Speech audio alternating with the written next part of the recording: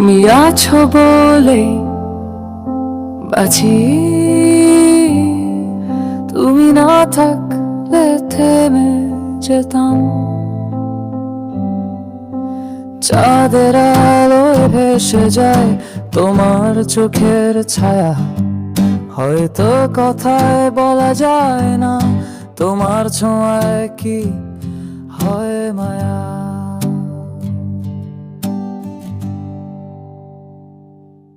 শুধু তোমারই জন্যে এই হৃদয়ের এই গান, তুমি ছাড়া সবই ফাঁকা, তুমি মানে আমার প্রাণ।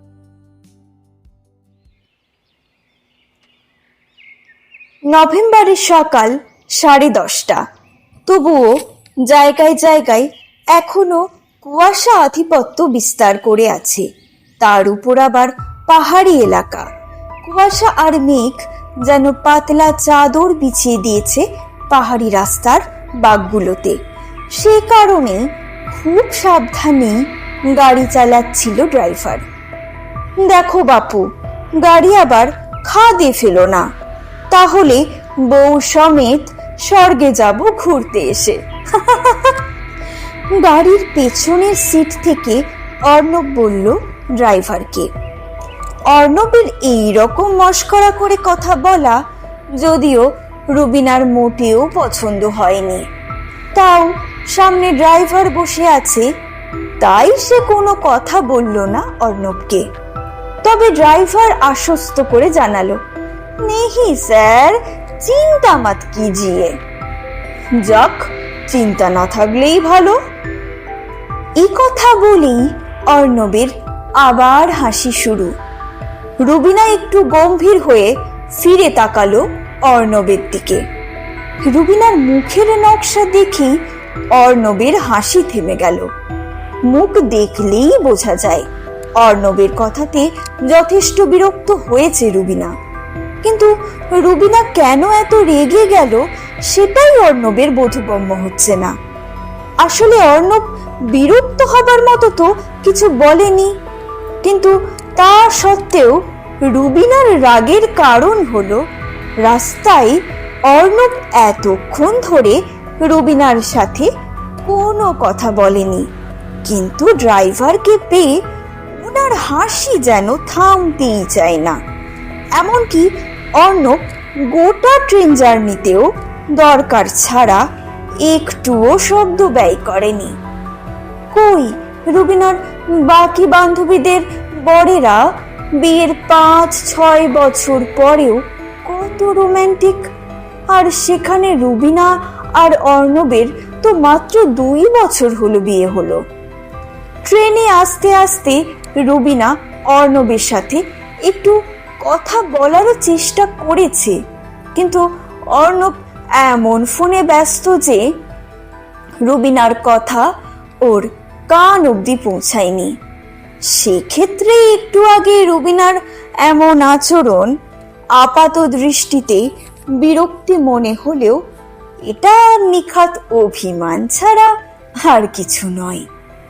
রুবিনা ঘুম ধরে গাড়িতে বসেছিল। অর্ণবী আবার নীরবতা ভাঙল।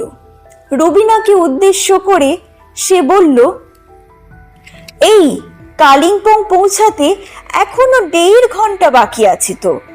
রাস্তায় অনেক মোমোর দোকান দেখছি, খিদেটাও পেয়েছে খুব। এখনই তো প্রায় 11টা বাজতে চললো, একটু খেয়ে নেওয়া যাক, কি বলো? তোমার যা ইচ্ছে। রুবিনার সংক্ষিপ্ত উত্তর। এই আমার যা ইচ্ছে মানে কি গো? তোমার খিদে পায়নি? না অর্ণব, আমার পাইনি। আর যদি পেয়েও থাকে তাতে কার কি বলো তো? আমার ইচ্ছের কোনো দাম আছে কারোর কাছে?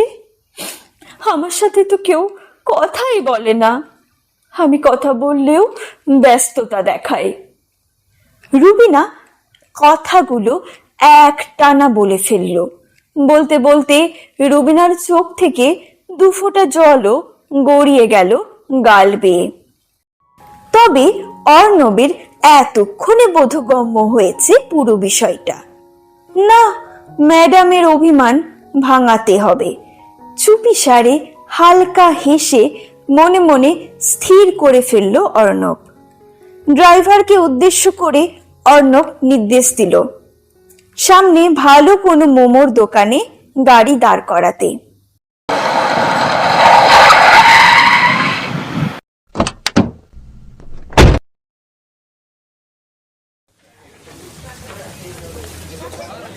তুমি যাই বলো রুবি, পাহাড়ের মোমোর স্বাদই আলাদা।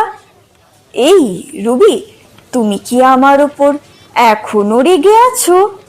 প্রশ্ন করেই অর্ণব রুবিনার চোখের দিকে চাইল। এটা রাগ নয় ইয়নি। চিৎকার করে রুবিনা ফুপিয়ে ফুপিয়ে কাঁদতে শুরু করলো। ওকে ম্যাডাম, ওকে, কুল কুল। এই দেখো পাগলি আবার কাঁদে। এই, এটা মোমোর দোকান, এখানে যদি তুমি এমনি করে কান্নাকাটি করো তবে তো লোকজন আমায় ভুল বুঝবে, ভাববে আমি এত সুন্দর মেয়েটাকে কাঁদাচ্ছি কেন, ভাববে আমার মতলব খারাপ। কি জানি বাবা, হয়তো কেউ তেড়ে এসে মারতেও শুরু করে দিতে পারে। তা তুমি কি সেটাই চাও? হেই, হ্যাঁ আমি জানি না, যাও তো। এমা, না জানলে কি করে চলবে? তা বলছি, এই অভিমান কি আমি নিজের হাতে মোমো খাওয়ালে কমবে, নাকি তাও যাবে না? অর্ণবের কথায় রুবিনা এইবার হেসে ফেললে, কিন্তু পরক্ষণেই সামলে নিয়ে অর্ণবের দিকে রেগে রেগে তাকাতে চেষ্টা করে। যদিও রুবিনার মুখটাতেই এমন একটা মিষ্টি হাসি এখন লুকিয়ে আছে। অর্ণব আর দেরি করে না, একটা মোমো নিয়ে শটান রুবিনার মুখে পুরে দেয়। রুবিনার সব রাগ একেবারে গলে জল হয়ে যায়। রুবিনাও মোমো প্লেটে থাকা শেষ মোমোটা নিয়ে অর্ণবকে খাওয়াতে যায়, কিন্তু ঠিক তখনই অর্ণবের ফোনটা বেজে ওঠে।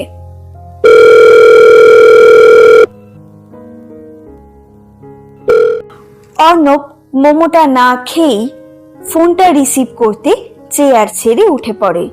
রুবিনাকে সংক্ষেপে বলে, সরি ডার্লিং, এটা অফিসের ফোন, খুব জরুরি। রুবিনা অর্ণবের মুখে কিছু না বললেও ওর হাসিটা আবার মিলিয়ে যায়। শেষ মোমোটা নিজেই নিজের মুখে পুড়ে নেয়। তারপর মনে মনে ভাবে, আচ্ছা, আমার সাথে রিতমের বিয়ে হলে কি আমি আরো সুখী হতাম? রিতম তো এইসব ছেলে মানুষই বড্ড ভালোবাসতো। হঠাৎ হঠাৎ ফোন, ভিডিও কল, রাস্তার ধারে ফুচকা কিংবা হাতে হাত ধরে রাস্তা পার হওয়া, এইসব তো আবার অর্ণবের পছন্দ নয়। খালি কাজ আর কাজ।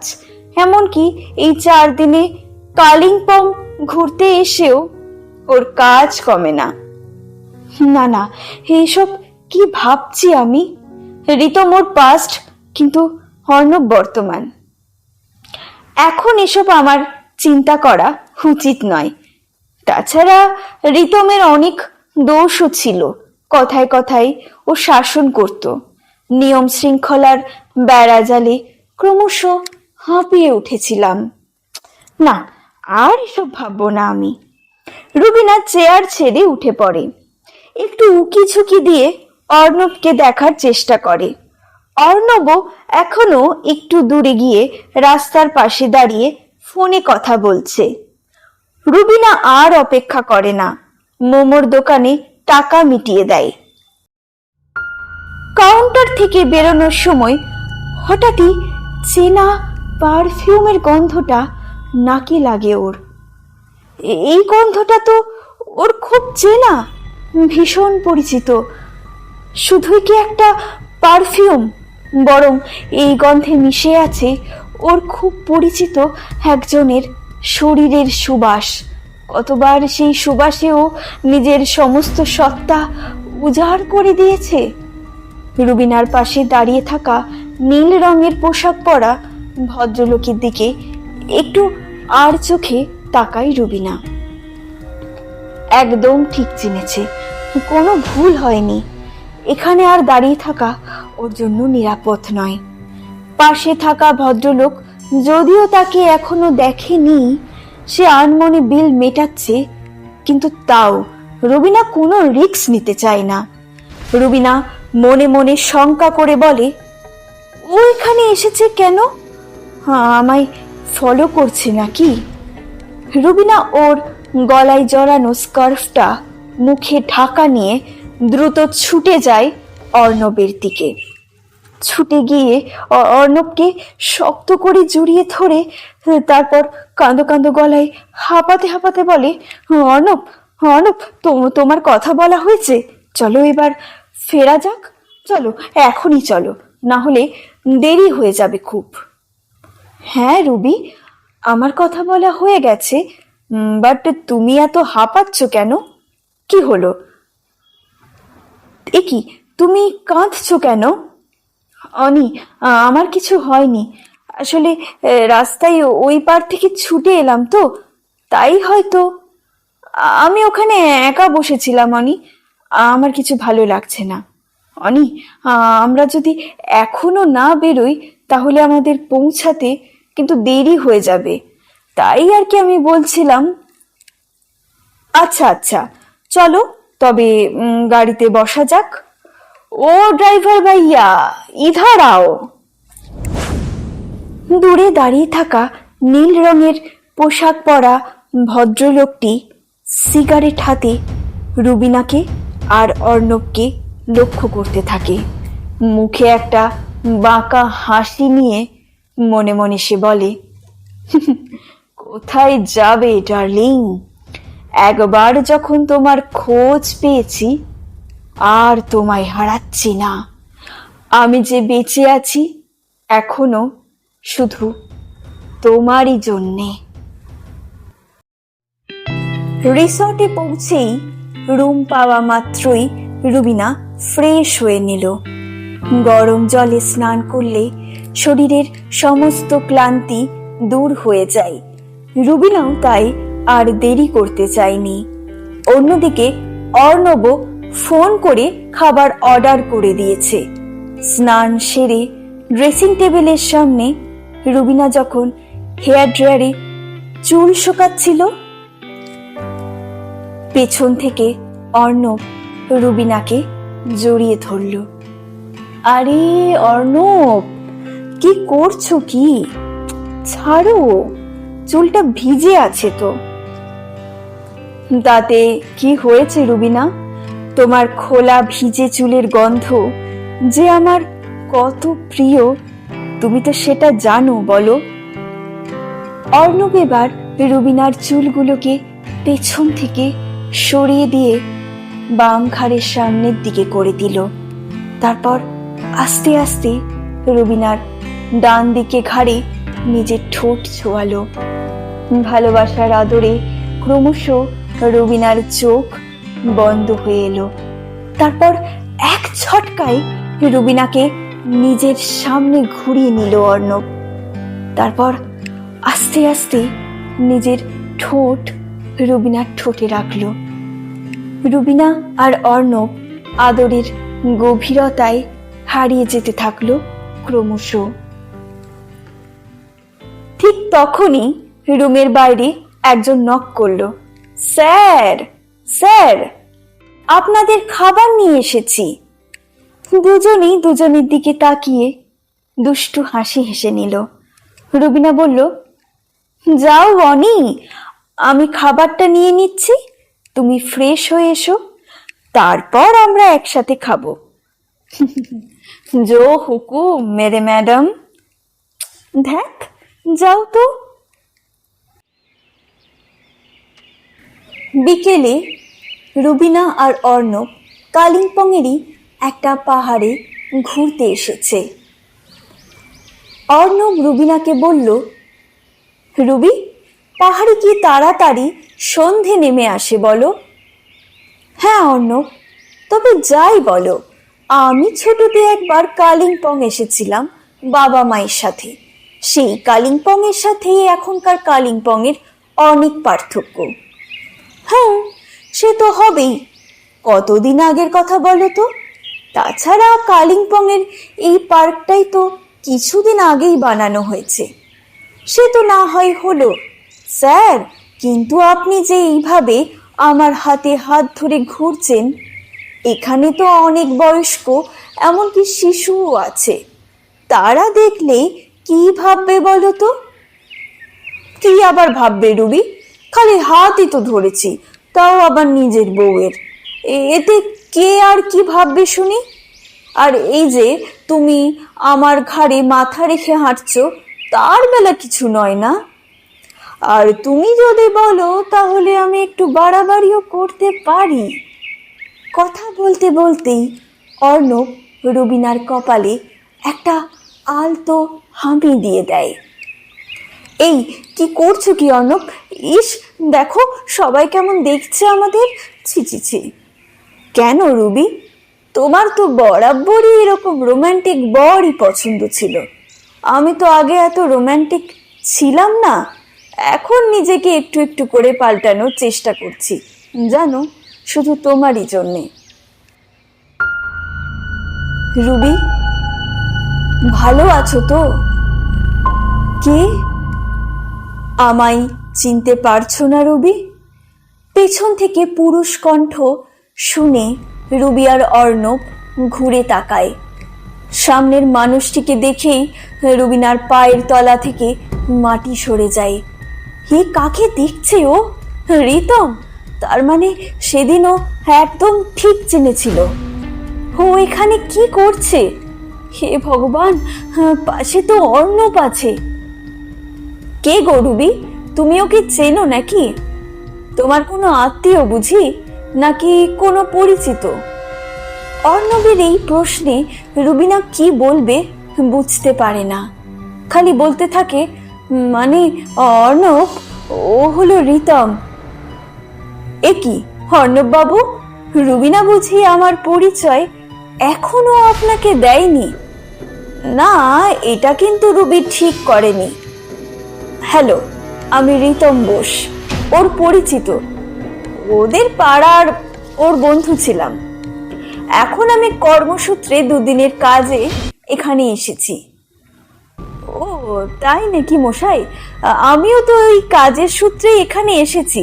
না মানে কাজ আগামীকাল আছে, কিন্তু এই সুযোগে একটু আমাদেরও ঘোরাও হয়ে যাবে, তাই আর কি। তা তুমি কোথায় উঠেছো? এই আমি কিন্তু তোমায় তুমি করেই ডাকছি। আগে আমি সামনেই মুনলাইট রিসর্টে। তোমরা? ও মাই গড, আমরাও তো তাই। তা তোমার রুম নাম্বার কত? হে,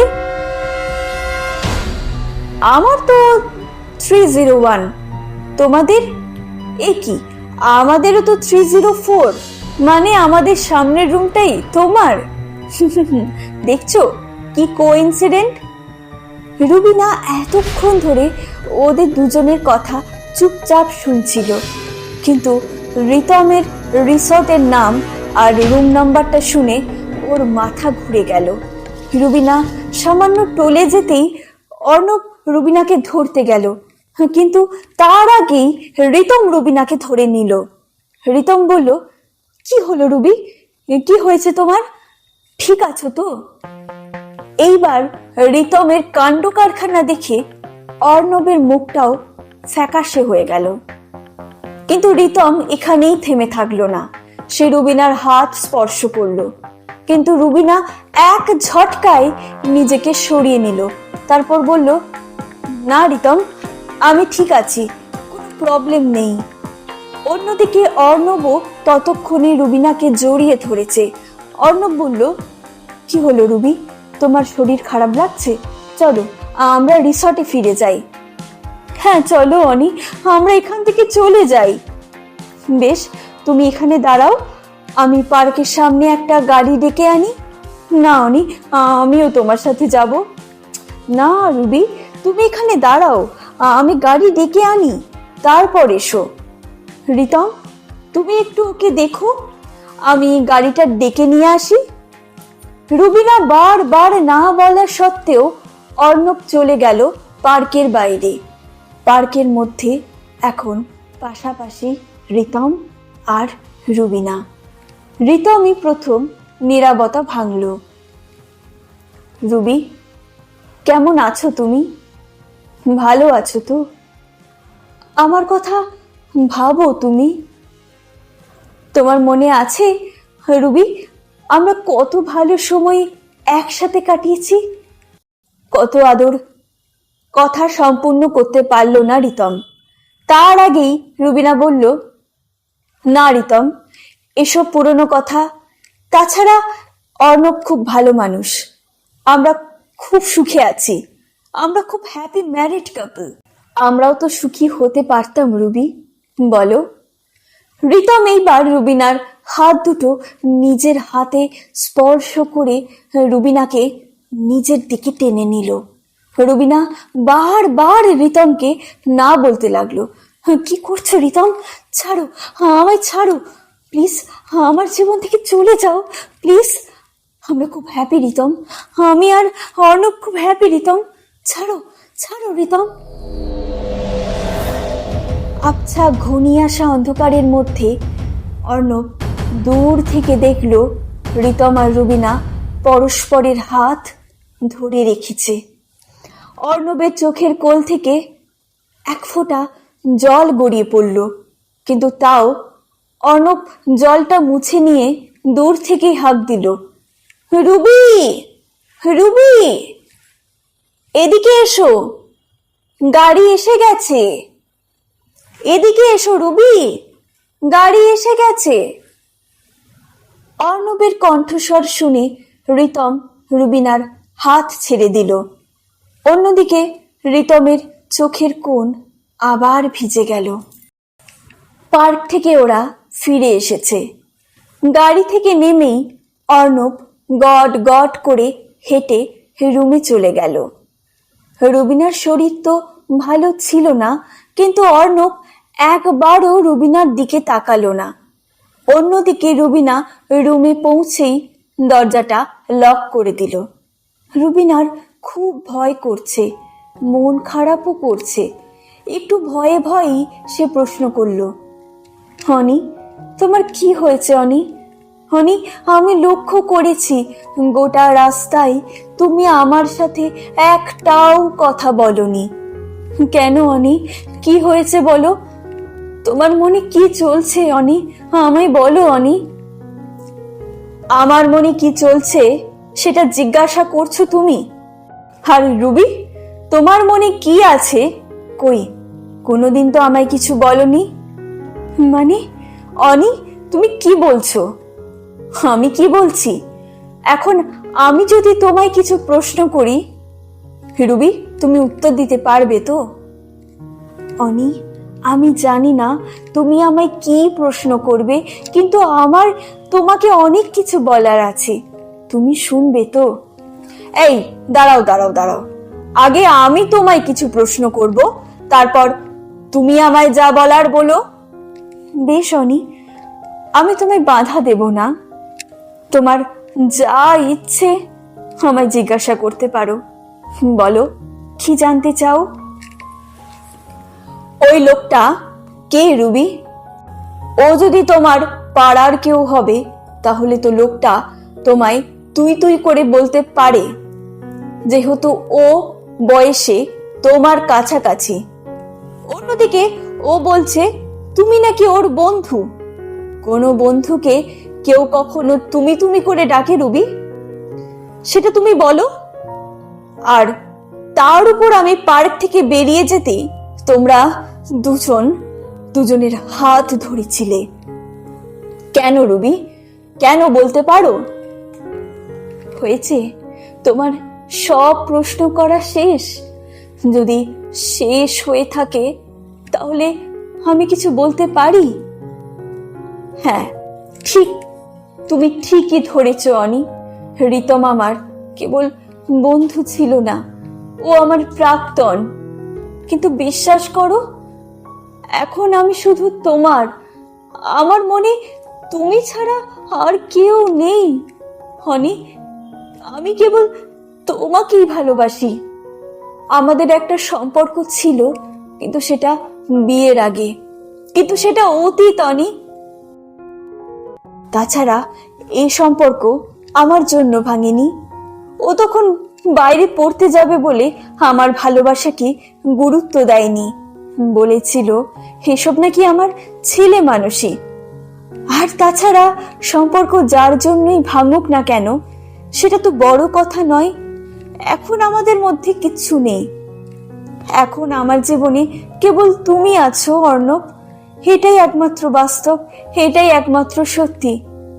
এছাড়া তুমি তো কখনো আমাকে কোনো দিন অতীত নিয়ে প্রশ্ন করনি, তাই আমি আর তোমাকে অতীত নিয়ে কিছু বলিনি।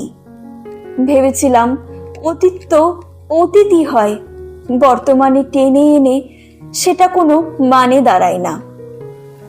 তাই বুঝি রুবি? ও যদি তোমার অতিথি হবে, তাহলে পার্কে আমি বেরোতেই তুমি ওর হাত ধরেছিলে কেন, তাই না? উফ অনি, তুমি আমায় ভুল বুঝছো অনি। রুবিনা অর্ণবের খুব কাছে গিয়ে অর্ণবকে একবার জড়িয়ে ধরতে গেল, কিন্তু অর্ণবের বিচার বুদ্ধি সব লোপ পেয়েছিল ততক্ষণে। সেই রুবিনাকে ধাক্কা দিয়ে সরিয়ে দিল, কিন্তু রুবিনা এই ধাক্কাটা নিতে পারল না। ও নিচে পড়ে গেল। রুবিনার চোখ নাক কেঁদে কেঁদে লাল হয়ে গেছে, কিন্তু সেই কান্না মিশ্রিত গলায় বলল, বেশ অনি, তুমি যা খুশি ভাবো। দেখো, আমি এখন যাই বলি না কেন, তোমার ভাবনাকে আমি পরিবর্তন করতে পারবো না। এর চেয়ে বরং ভাবনাটা আমি তোমার উপরই ছেড়ে দিলাম। আমি তো এতদিন ধরে তোমায় ভালোবেসেছি, তুমি আমায় এতদিন ধরে দেখছো, আমায় চেনো। এরপর তোমার বিচার বুদ্ধি বিবেচনা যা মনে করে তুমি সেটাই করো অনি, তুমি সেটাই করো। রুবিনা খুব কাঁদতে লাগলো, কিন্তু অর্ণবের হেতে মন নরম হলো না। অর্ণব রুম থেকে বেরিয়ে গেল। রুবিনা কাঁদতে কাঁদতে রুমের মেঝেতে বসে পড়ল। কখন যে সে কাঁদতে কাঁদতে ঘুমিয়ে পড়েছিল সে লক্ষ্যই করেনি। যখন রুবিনার ঘুম ভাঙল, তখন সকাল 8টা বেজে গেছে। ঝটপট উঠে সে রুমের চারদিকে চোখ বোলালে। কই, অর্ণব তো রুমে এখনো আসেনি। তাহলে চোখ বোলাতে গিয়েই রুবিনার চোখে পড়ল খাটের মধ্যে একটা চিরকুট। তাতে অর্ণবের হাতের লেখা জল জল করছে। ওখানে লেখা আছে, অর্ণব অফিসের কাজে বেরিয়ে যাচ্ছে। ব্যাস, আর কিছু না। কিন্তু রুবিনার কাছে এই সামান্য লেখাটাই অনেক ছিল। অর্ণব অন্তত বলে গেছে তো। যদিও রুবিনা জানতো আজ অর্ণবের অফিসের কাজ আছে, কিন্তু তাও কালকের ঝগড়ার পর অর্ণবের কোনো খোঁজ না পেলে ওর আরও চিন্তা হতো। আর অর্ণব এমন জেদি, রুবিনা খুব ভালো করেই জানে অর্ণব এখন ওর ফোন ধরবে না। তাই রুবিনা আর কিছু ভাবতে চাইল না। একটু ফ্রেশ হয়ে নিয়ে রিসর্টের বাগানের দিকটাই গেল। ওখানে অনেক রকমের পাহাড়ি ফুল ফুটে আছে। দূর থেকে দেখা যাচ্ছে বরফে মোড়া কাঞ্চনজঙ্ঘা। একটা সুন্দর মিষ্টি ফুলের গন্ধে রুবিনার মন ভালো হয়ে গেল। কিন্তু রুবিনার যেন আজ একটু বেশিই ঠান্ডা লাগছে। মনে মনে রুবিনা চিন্তা করলো, ওর কি জ্বর এসেছে? রুবিনা যখন এসব কিছু ভাবছে, তখন পেছন থেকে একটা পুরুষ কণ্ঠ এলো, কিছু খেয়ে নাও রুবি। অনি? রুবিনা পেছন ফিরে তাকাতেই অবাক হলো। না, অর্ণব নয়, রিতম। হে কি রিতম, তুমি কেন এসেছো এখানে? কি চাও তুমি বলো তো? তুমি জানো না রুবি, আমি এখনো এখানে এই পাহাড়ে এসেছি শুধু তোমারই জন্যে। আমি তোমাকে ছাড়া কিছু ভাবতে পারি না রুবি। না রিতম না, এসব কথার আর কোনো মানেই নেই এখন। আমি এখন পরস্ত্রী, তাই তোমার এসব মোটেও ভাবা উচিত নয়। তাছাড়া সে সম্পর্ক তুমি একদিন ছেড়ে চলে গিয়েছিলে। এখন এইসব কথা বলে আর কিছুই ফিরবে না। আমার মন প্রাণ জুড়ে কেবল এখন একজনই আছে, সে হলো অর্ণব। ভালো বলছি, তুমি এখন আমার জীবন থেকে চলে যাও। আর হ্যাঁ, আমার সাথে অর্ণবের ঝগড়া হয়েছে ঠিকই, কিন্তু আমার বিশ্বাস আছে, আমার ভালোবাসার উপরে আমার বিশ্বাস আছে। আমি জানি আমাদের মধ্যে ভুল বোঝাবুঝি মিটে যাবে। কি বললে রুবিনা? ভুল বোঝাবুঝি মিটে যাবে? আগে দাঁড়াও, অর্ণব তোমায় গ্রহণ করে কিনা দেখো তো। দেখো রিতম, অর্ণব যদি আমায় ভালো নাও বাসে, আমি কিন্তু অর্ণবকে ভালোবাসি। আর আমাদের ভালোবাসার মধ্যে কখনো আর কোনো দিন তুমি আসতে পারবে না, আমি আর আসতে দেবই না। তাই নাকি রুবি? কিন্তু কাল যখন তোমার বর তোমার সাথে ঝগড়া করে বেরিয়ে যাচ্ছিল রুম থেকে, তখন আমি তোমার বরকে কিছু ছবি দেখিয়েছিলাম, আমাদের দুজনের গোপন মুহূর্তের ছবি।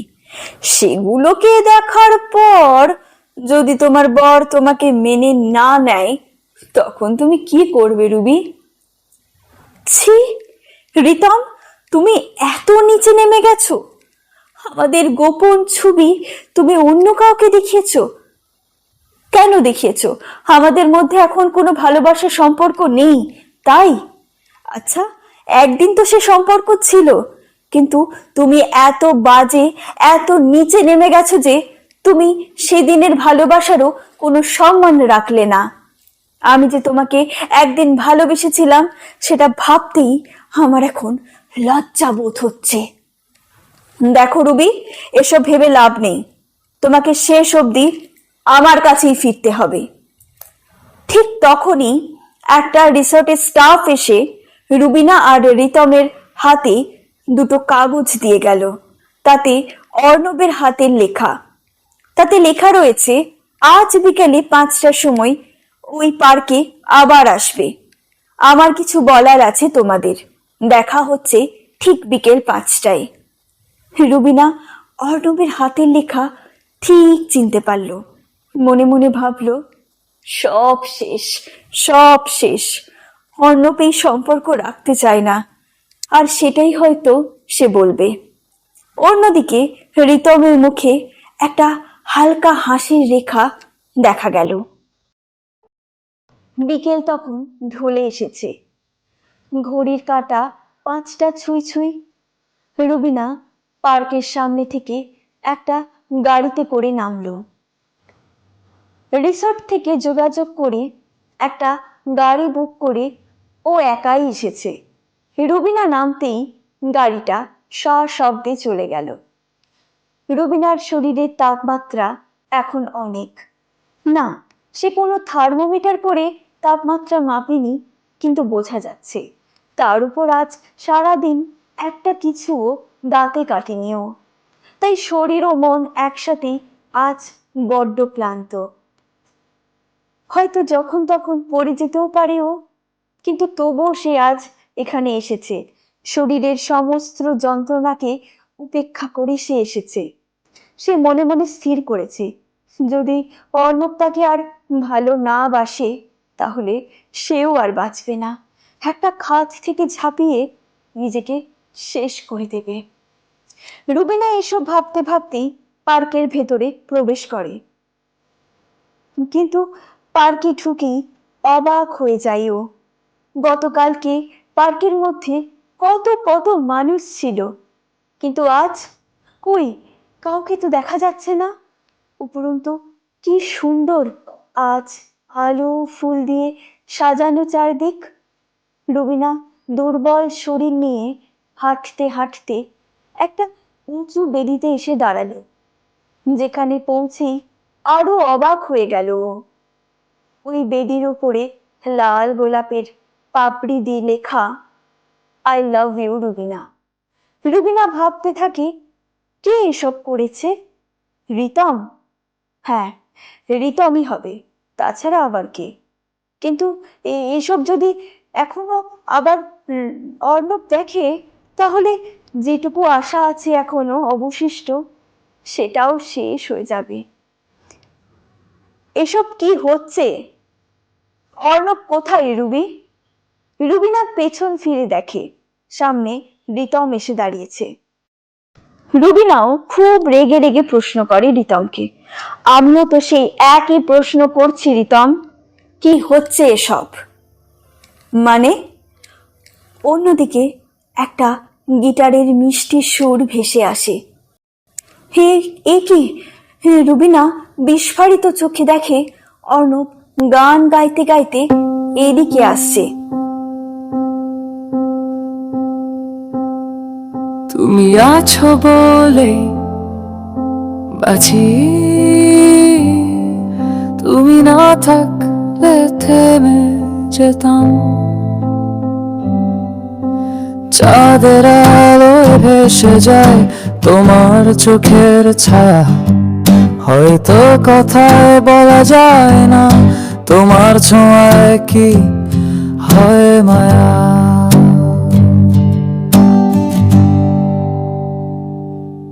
শুধু তোমারই জন্যে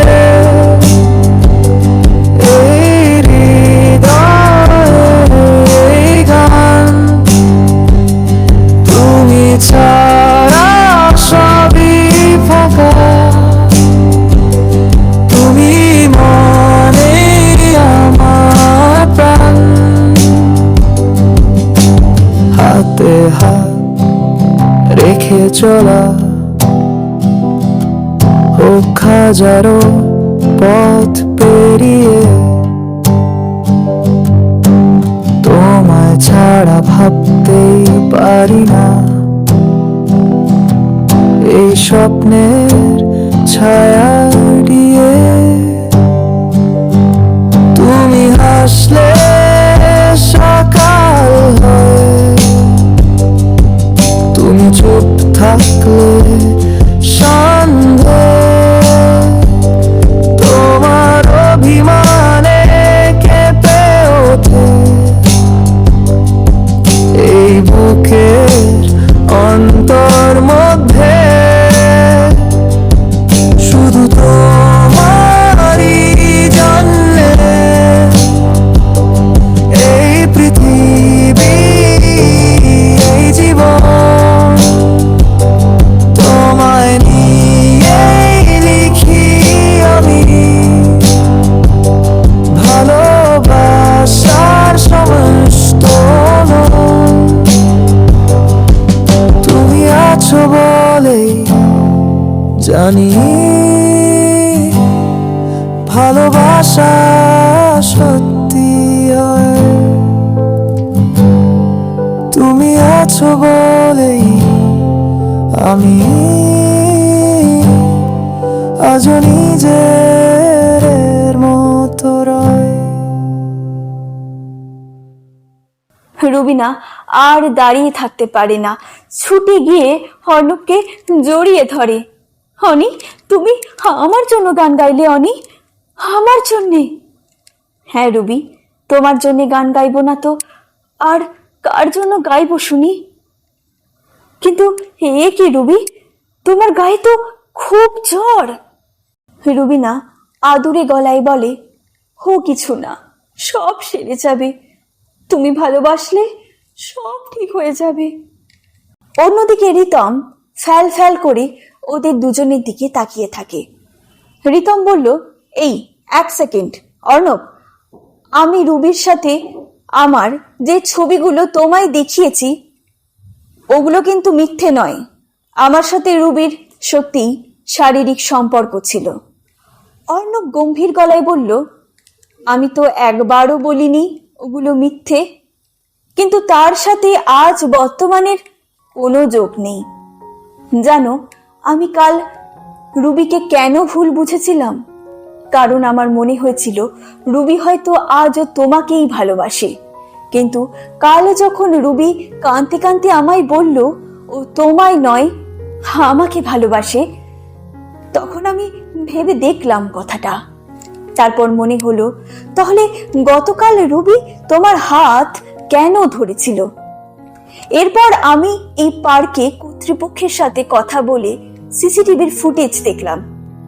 এখন সব পরিষ্কার আমার কাছে। রুবি নয়, তুমিই রুবির হাত ধরেছিলে।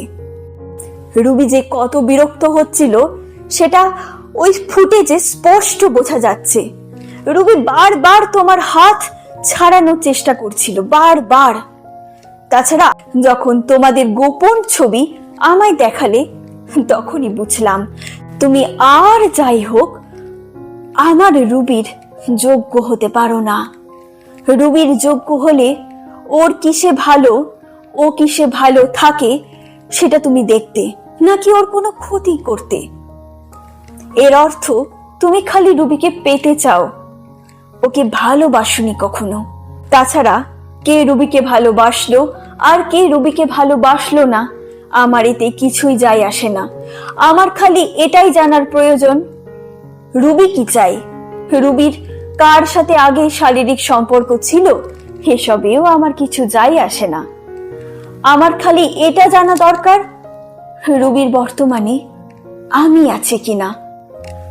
আর রুবি কি চাই সে উত্তর আমি পেয়ে গেছি রিতম, সেই উত্তর আমি পেয়ে গেছি। সো মিস্টার রিতম বোস, নাও গেট আউট। অর্ণবের এতগুলো কথা শুনে রিতম আর কি বলবে ভেবে পেল না। একবার গর্জে চোখ বড় করে রুবিনা আর অর্ণবের দিকে তাকালো। রুবিনা ভয় পেয়ে তড়িঘড়ি অর্ণবের হাতটা চেপে ধরল। অর্ণব রুবিনার হাত ধরে সমানে সমানে রিতমের দিকে তাকিয়ে থাকলো একইভাবে। শেষ পর্যন্ত রিতম পার্কের বাইরে বেরিয়ে গেল। অর্ণব আবার রুবিনাকে জড়িয়ে ধরল। তারপর মৃদু স্বরে বলল, কি ম্যাডাম, সারপ্রাইজ কেমন দিলাম? পছন্দ হয়েছে? তার মানে হনি এসব তুমি করেছো, এসব তুমি সাজিয়েছো? এতে তো অনেক খরচা হলো। গোটা পার্কটা তুমি বুক করেছো? হ্যাঁ ম্যাডাম, আমি এসব করেছি। কেন করব না বলো? তোমার রাগ ভাঙাতে হবে তো। তাছাড়া কথায় বলে সরি আর আই লাভ ইউ বললে নাকি সব রাগ চলে যায়। চলো এবার রিসর্টে যাওয়া যাক, কিছু একটা খেয়ে ওষুধ খাবে। সারা দিন কিছু খাওয়া হয়নি, খুব খিদে পেয়েছে। মানে আমি, তুমিও কিছু খাওনি?